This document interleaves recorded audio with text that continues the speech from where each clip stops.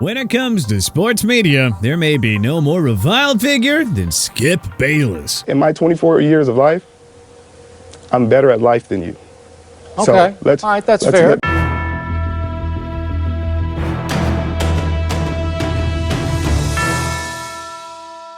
Of all the talking heads, Skip just seems to draw the most ire from fans, players, and coaches alike. If I get a disease and I'm gonna die, how about get Skip Bayless in here and I kill him live on national television? Join us on this journey through the Skip Bayless experience and let us go through 10 reasons that everybody hates him. Obsessed with Tim Tebow. Everyone remembers the kid from grade school, or maybe middle school, who would raise their hand and remind the teacher if they forgot to assign homework. And you know what?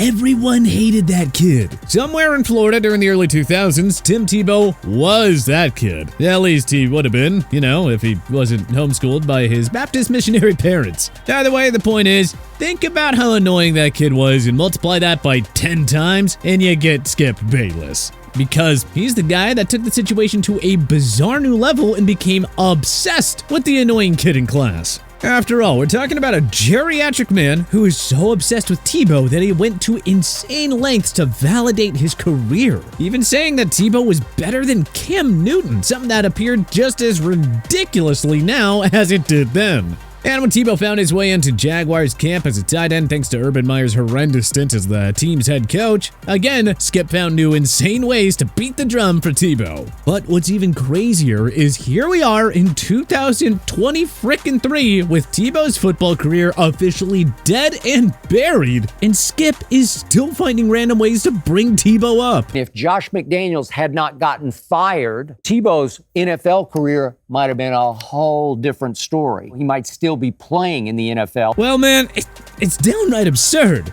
And it's just the first of many reasons to hate him. The Damar Hamlin tweet.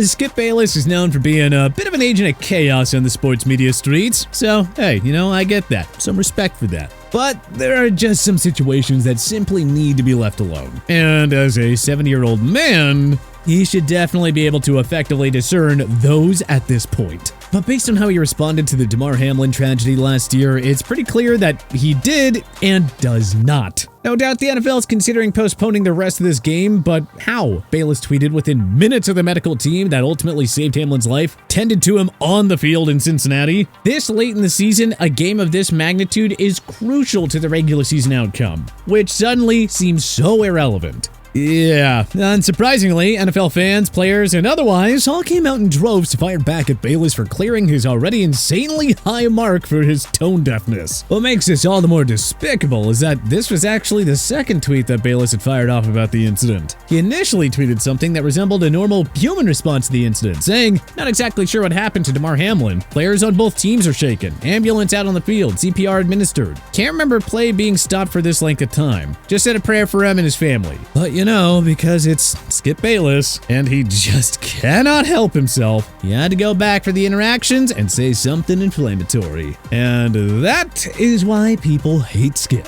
Skip tweeted something, and although I disagree with the tweet, hopefully Skip would take it down. But I didn't want it. Well, time out. I'm not going to take it down because I stand by what I tweeted. Irrational hate for LeBron. Look, the only thing that is crazier than Skip Bayless's hate for LeBron is that he legitimately thinks that he doesn't hate LeBron. Or at least he claimed not to hate LeBron after the Lakers star passed Kareem Abdul-Jabbar on the all-time scoring list, saying, "I hate to spoil this party, but I do not hate LeBron James. From the bottom of my heart, I don't hate him. In fact, I hate the misconception that I hate LeBron James. I just tell the truth. That oftentimes nobody would tell." Yeah, all you need to do is look at the insane mental gymnastics that Skip did a few years back to anoint Tiago Splitter as a Hall of Famer, and it's pretty obvious that all Skip is a hater. I think that Tiago Splitter is already a first ballot Hall of Famer. There is no way that LeBron James is already a first ballot Hall of Famer. And Skip wonders why people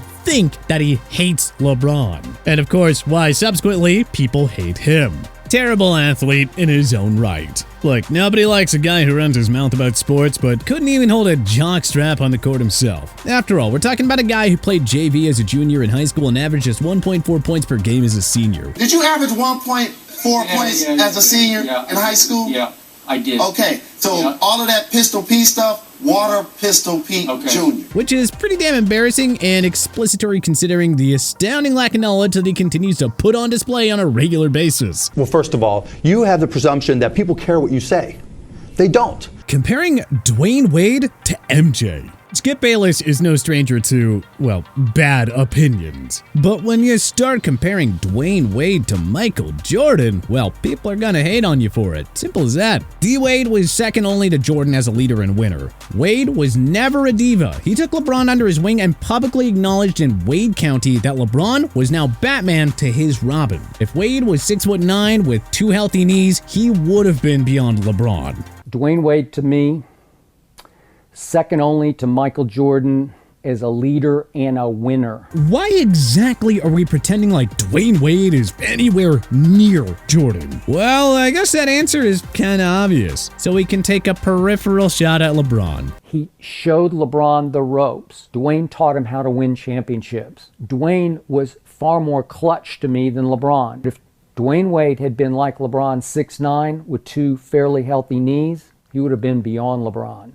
He would have challenged Michael Jordan. Race baiting. Alright, so it is one thing to simply have bad sports takes, or to take personal shots at players. But both those habits, while irritating and unsavory, are at least within the realm of normality in the sports media world. But because Skip Bayless is Skip Bayless, of course he has to take it to a whole other level and work in some race baiting comments. I am ashamed to share this man's skin color. I'm sure Skip would try to make some contorted defense of his statement, but please tell me, what else would you categorize saying, I'm totally against taking American-born white players in the first round of the draft? I'm not insinuating that we ought to pretend like race doesn't exist, but come on, making sweeping generalizations like that's just stupid. Jerk to his co-hosts. Over the past decade plus, we have seen him go through a couple of different co-hosts, and he has treated them all just awful. You make it seem like I was a bum. I'm in the effing Hall of Fame. Okay, I got 3 Super Bowls. So what? So what? He's way better than you were. I'm better than you. Better.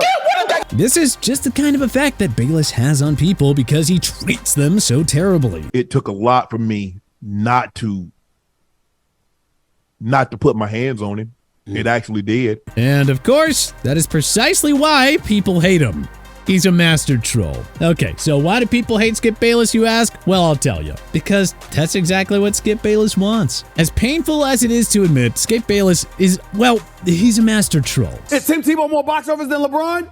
I think so. It's the National Football League. Go look at the numbers. Every single move that the old man makes is calculated, crafty, and designed to get a rise out of the general public and boost his star. Tebow has become the most polarizing athlete in the history of American sports. Undeniably successful in sports media. Look, the only thing worse than seeing Skip Bayless all over the internet and television firing off his horrendous takes on everything is just seeing and knowing that he is getting paid an insane amount of money to do so. Bayless's most recent deal with Fox Sports was worth $32 million over 4 years, which to the average person is really just 32 million reasons to absolutely despise the incendiary talking head. Sports is supposed to be our escape from reality, and thus, we treat it a little bit sacred. People are even willing to spend their hard-earned money to attend games, throw watch parties, or whatever it is that they do to enjoy sports. Meanwhile, this blowhard is getting paid a ridiculous sum of money to maybe watch the games and launch horrible takes all over the internet?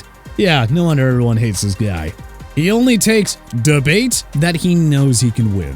One of the most frustrating things about watching Skip Bayless's rise to prominence over the past decade and a half is that he continues to promote himself kind of like a boxer. Bayless almost always punches up on the internet, getting his name into the mix on conversations that he has absolutely no business being in. But when the time comes for him to actually get on TV and debate someone or have any sort of real meaningful discussion, he only picks fights that he knows he can win. And even those wins come with a pretty big asterisk because he has his entire production team and the formatting of his show in his corner. I guess that's what makes Skip who he is, though. But which reason do you think that everyone hates Skip Bayless the most? Was there anything we may have missed? Let us know in the comments section below. If you like this video and learned a thing or two, clicking the like button helps out a ton. And hey, we appreciate it. If this is your first time coming around to TPS though, subscribing is a great idea because we put out videos like this every single day. But as always, thanks for watching and we'll see you guys next time.